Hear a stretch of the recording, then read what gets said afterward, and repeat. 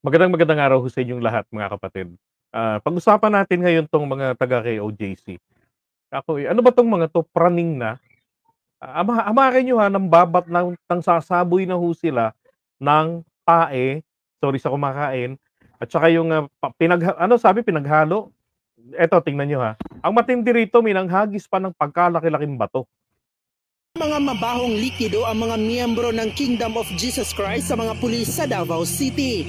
'Di ba, tingnan niyo ha, parang parang binalot yata nila ng plastic 'yun, tapos hinahagis nila. Nagsaboy Teka. Hmm, ayan.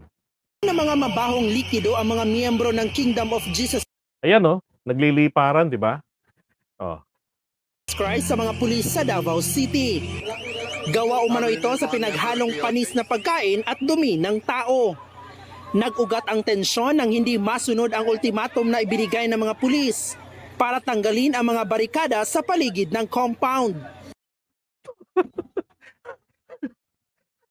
Talagang obstruction of justice ang ginagawa ng mga 'to, eh, 'di ba? So, bakit gano'n yun ang tanong, eh, bakit gano'n ho kahigpit ang kanilang ginagawang pagharang sa kapulisan? Lalo na, lalo na ho nung ginamit na nila yung sa heartbeat. Now, to address the issue nung sinasabi nila na lalo ni Senator Bato de la Rosa na yung, heartbeat detector daw, sa underground, sa ilalim ng lupa, eh, palaka lang naman daw yun, 'di ba? At meron pa nga silang ginawang, illustration kanina na nakita ko, eh, yung nakadapa yung lalaki, naggaganon, pinapakinggan niya. Tapos may palaka sa ilalim. Alam niyo yung mga yon, pang-ano lang yon, pang mind conditioning lang yan na wala talaga roon si Kibuloy. Now, to debunk that, ito lang yan, eh, bobo lang talaga ang maniniwala doon. Bakit ko nasabing bobo? Kasi yun pong detector na yan, yang scanner na yan, ay ginawa ho yan ng mga eksperto para ma-detect ang mas malakas na heartbeat ng tao. Okay? Na nasa ilalim ng lupa. So kung palaka ang nandun sa ilalim, hindi po magkasing lakas ang heartbeat ng, tao at saka ng 'di ba, ng, tawag diyan, nitong, palaka. Oh, common sense lang. Kaya kung nagpapaniwala kayo dun sa gano'n, naku, sabi ko nga ho sa inyo, eh, wala hong masama magpaka-DDS kayo, pero sana magpakatalino kayo, 'di ba? Use your common sense. Hindi gagawa ng gano'n ang mga eksperto niyan na mafi-fake lang pala sila ng isang palaka, okey? Oh, eto pa, yung pinakita kong video kanina, ah, nauna ng isang araw yon. Eto naman ho kanina.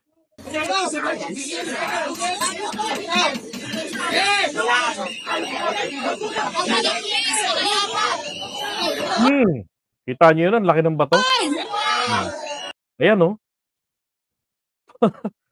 tamaan ka sa ulo niyan.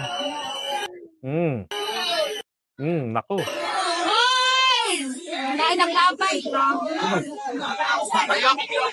Ayan, nakita niyo nandiyan sa may stage sa bandang likuran, 'di ba puro mga SMNI.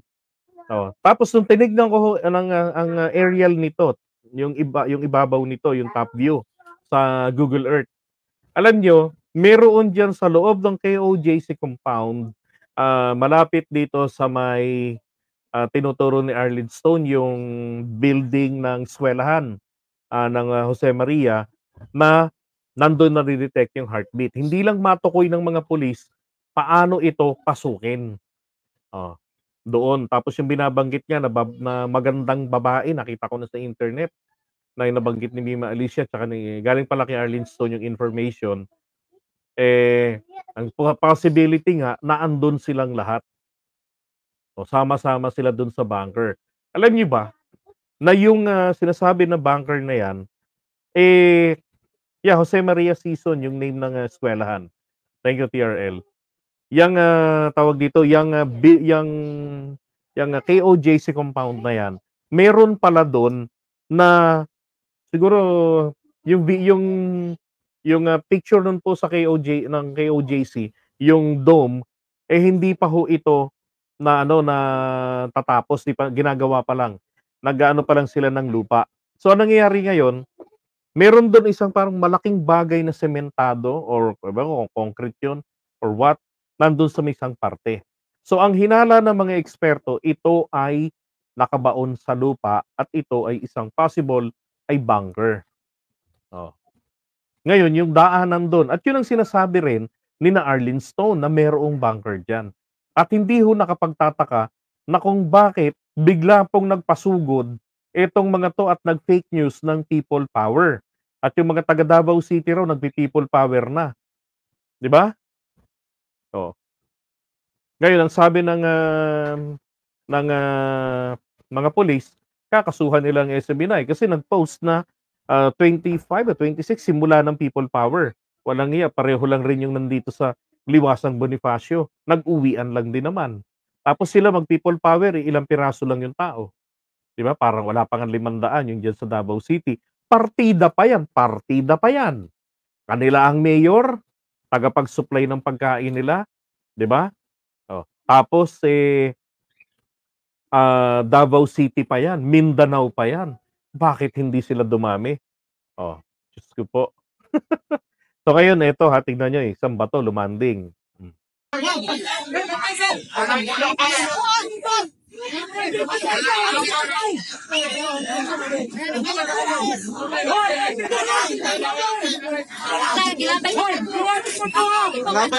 Dilapay ang makita ko kayo.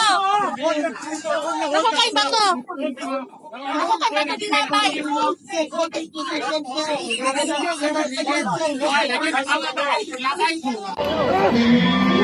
Ayan. Oh. Ayan, tingnan nyo dyan ha. Tang-inang hayop na yun. Oh. Hindi na ho plinastic, mga kababayan. Hindi na plinastic yan. Noong kahapon, plinastic pa nila. 'Di ba? Ngayon, mukhang nilusaw na tae ho. Yung hinagis nila. 'Di ba? Tang-ina. Ganyan na ho talaga sila kapraning to protect Kibuloy. Tignan nyo, human shield na. Wala silang pakialam kung totohanin ni Torre na damputin sila at kasuhan ng obstruction of justice. Bakit ganun katindi ang resistance nila? Pinayagan nilang makapasok but they wanted to control the movement of the police. Diba? Eh di hindi maaaresto si Kibuloy. Eh kung dalhin lang nila na, tingnan nyo tong kabeta, wala rin siya Kibuloy, walang tumai rito. Okay na, sige labas na kayo. Mali eh. Diba? Tapos nung malapit na ho talagang matukoy, ayan na. Ang ginawa pa nga ng mga yan, naglagay pa sila ng scanner para malaman kung sino yung mga dala ng pumapasok. Dahil ginawa ngayon ni Torre, hindi niya may mga nakabag na hindi niya pinadadaan ng scanner. Bakit? May mga equipment po kasi na pag dumaan po ng scanner, nasisira ito. Naapektuhan yung programming nito. No. And besides, pag nilabas naman nila yun, makikita rin naman nila eh. 'Di ba? Ang daming mga naka-cellphone, naka-camera diyan sa mga taga KOJC.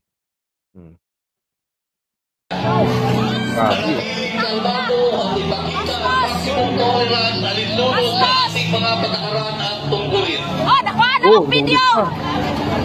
Grabe. Giyaban og lamaw. Giyaban sila lamaw. Grabe. Yun nga sa Laula siguro doon sila tumatae, yung mga lintik na yan.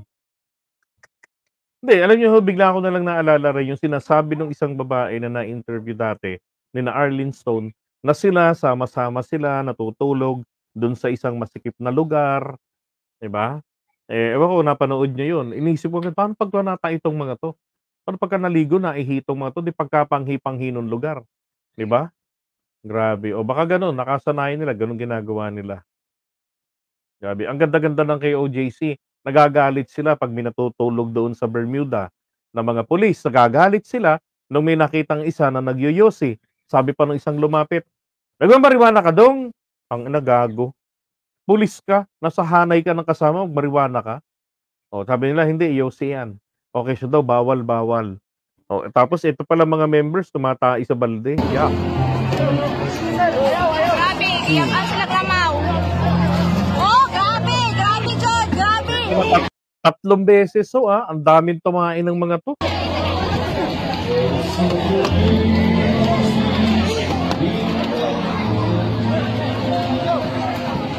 Iyaban sila klamaw.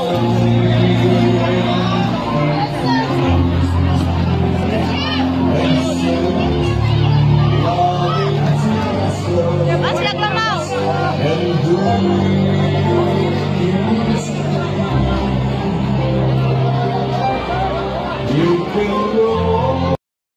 Yan ho, dapat ho talaga dapat nga talaga huhulihin nila yung mga yan. Kaya lang harang yung sasakyan, eh.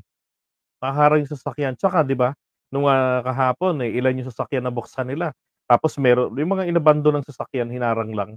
O may nakuha sila may nakita silang isang sasakyan na may armas. Saan gagamitin yung armas? Self-defense ng may-ari ng sasakyan. Okay, sabihin na natin gano'n. Pero sympathizer ni Kibuloy, di gagawin yan 'pag nagkagulo-guluhan diyan, mamamaril yan ng pulis. Yun nga yung tanong ko po palagi, do'n sa mga nagmamarunong na bakit maraming pulis, bakit ganito. 'Pag nakuha ba ng mga halimbawa 5, 3 lang yung papasok at naaresto nila si Kibuloy, sa tingin niyo ba makakalabas diyan ng buhay ang dadampot kay Kibuloy o yung umaresto sa kanya? Ako tingin ko hindi ho nila papalabasin ng buhay. Kahit na si Kibuloy lumabas na nakaganon pa ang kamay. Oh, 'di ba? Hindi nila papalabasin yan ng mauulol yang mga sympathizer niyang yan. Ang mangyayari niyan talagang naku magwawala yang mga yan lalo, maghaharakiri yung mga lintik na yan. Tangina, kawawa ho yung mga kapulisan natin sa totoo lang. Tapos wala man lang silang binabaril. Kaya etong mga nape-pepper spray, deserve lang talaga nito. Dahil ang babastos katulad yung matandang babae. Tutulog yung pulis. Nagpupuputak tong matandang bungangera. 'Di ba? Tapos tingnan niyo naman 'to. Nagsaboy ng mga mabahong likido ang mga miyembro ng Kingdom of Bababoy, grabe sa laula. That's correct, mga barbaric mga tao na. Tapos ito pa tignan niyo 'tong ginawa nila kanina. Ito hindi edited 'tong video na 'to, ay downloaded mula po sa post nitong, taga One News PH na 'to. May napansin lang ako rito, bakit gano'n bakit parang yung taga kay OJC na ito, parang boses demonyo. Eto, tingnan niyo, i-replay ko.